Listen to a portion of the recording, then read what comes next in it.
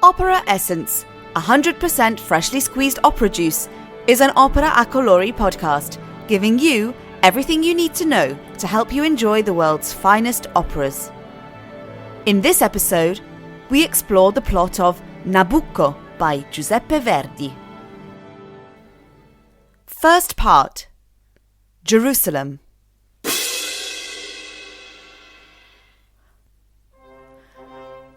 Let's go back to around 600 CE and the time of the first Exodus. From the courtyard of the Temple of Jerusalem, dramatic screams and wails resound as the Hebrew people and the holy men lament what is to befall them. Nabucodonosor, ruler of the Assyrians, is encamped with his powerful army near the city walls, and in a short time he will be able to conquer the holy city and desecrate the temple. The prayers of young girls merge with the curses of the people against the invader. All of a sudden, amongst the crowds, appears the high priest, Zachariah, who gives them news which brings with it a glimmer of hope. Fenena, the daughter of Nabucco, has fallen into his possession, and this could help deter the leader of the enemy from carrying out his horrific intentions. There is, however, one Jew who cannot tolerate that the young princess has been taken prisoner. Ismaele, nephew of the king of Israel, who had met Fenena during a diplomatic mission where he immediately fell in love with her. Left alone together, the young man recalls their first meeting, but they are soon interrupted by the arrival of Abigail, Fenena's sister, who too is in love with Ismaele, claiming in vain the heart of the noble Israeli.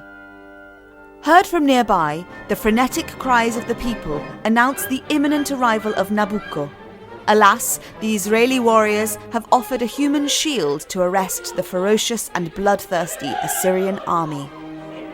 The sovereign of the enemy does not wait, and with great arrogance bursts into the temple, announcing his victory over the Jews and their God.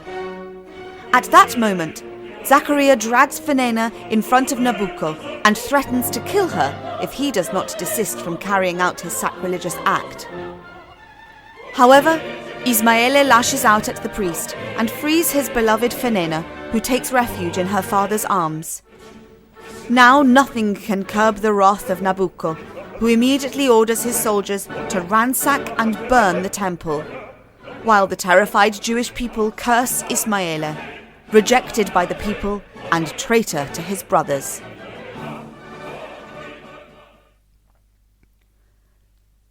Second part, Evil.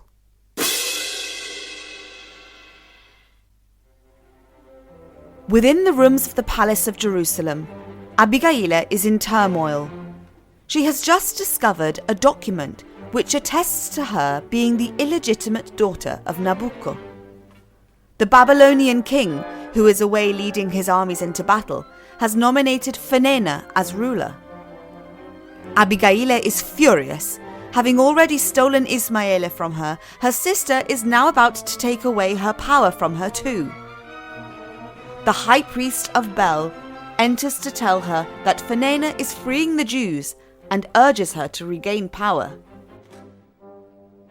In order to help her, the Assyrian holy men are already spreading the false news that Nabucco has died in battle.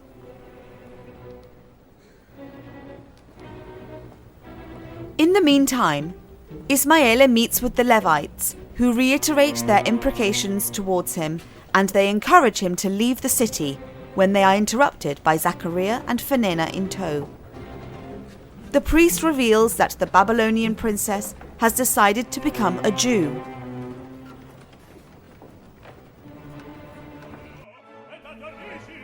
The scene is interrupted by the arrival of Abigail, who reclaims the crown from the hands of Fenena, declaring that Nabucco has died in battle. When at that moment, he himself bursts into the palace, confirming to have beaten the Jews and their God. He adds that he alone is to be adored, not only as the sovereign, but as the one true God. His arrogance is not pardoned by the heavens, and he is struck by lightning, falling to the ground, where, in his delirious state, he begins murmuring gibberish and nonsense. Abigail picks up his crown from the ground, and before her people she proclaims herself queen of all Assyria. Third part. Prophecy.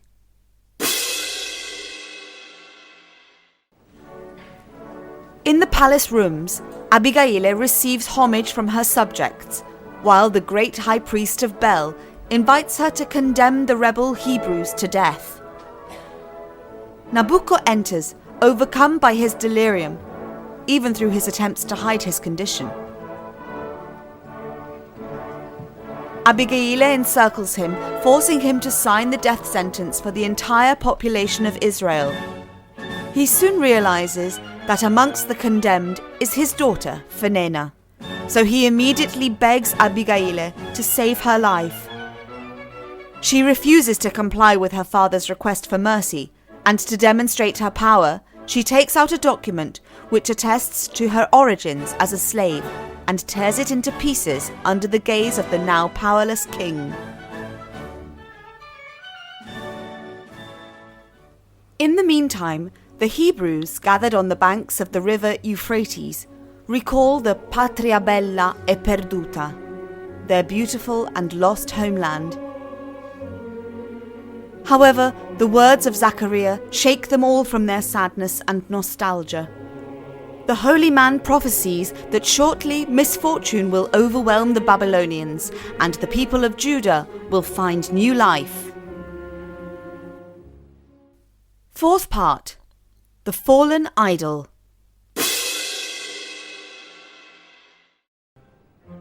In the rooms of the palace, Nabucco sits semi-conscious on a seat, while outside the Jews are led to the gallows.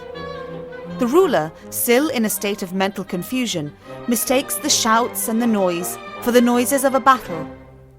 Awakened, Nabucco realizes that his daughter Phinehas is among those sentenced to death.